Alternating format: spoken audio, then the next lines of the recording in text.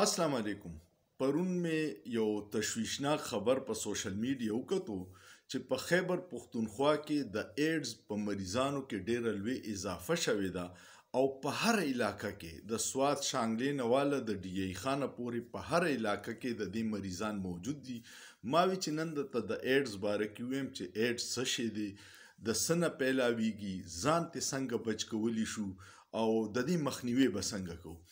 ایډز چې دی نو په 1981 کې د دې پته ولګېده چې دا یو ډېر خراب بیماری ده. د ایډز مطلب دی اکوایرډ ایمیون ډیفیشنسي سینډروم، او دا چې د کم وایرس نه لګي هغې ته ایچ آی وي وایي، هیومن ایمیون ډیفیشنسي وایرس.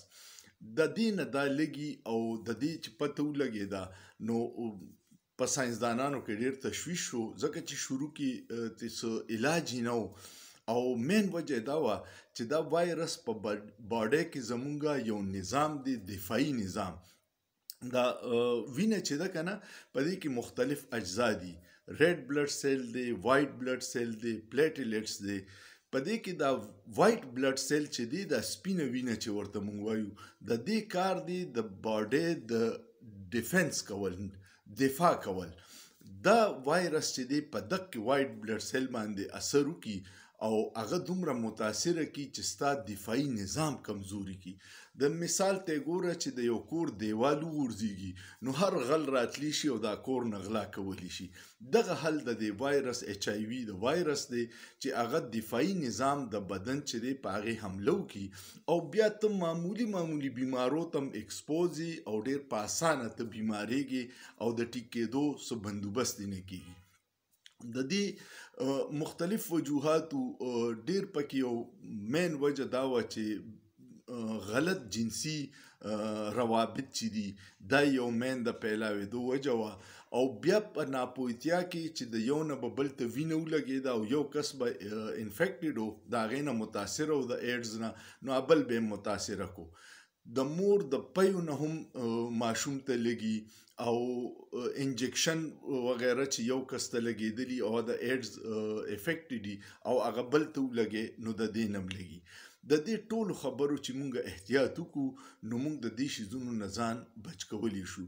شریعت کې دي، په دین کې دي چې خپل جنسي روابط صرف د خپل واده کړي پارټنر سره پکار دی، او نور چې تاسو بهر داسې څه اکټیویټیز کوئ نو هغه به درته ډېر لوی نقصان کوي.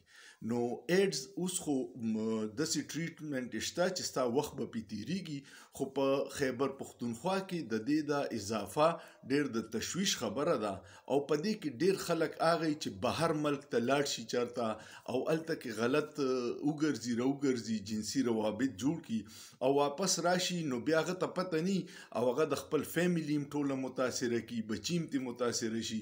نو د دې شیزونو ډېر احتیاط پکار دی او کوشش کوئ چې د خپل صحت ډېر خیال وساتئ. امید لرم چې د ایډز باره کې په دې معلوماتو به تاسو څه لږه ډېره تسلي شوي. احتیاط ډېر ضروري دی او روغ صورت چې دی هغه باچایي ده. کمنټ پې لازمن وکړئ او سوچ پې وکړئ، په سوچ کې څه ګناه نشته.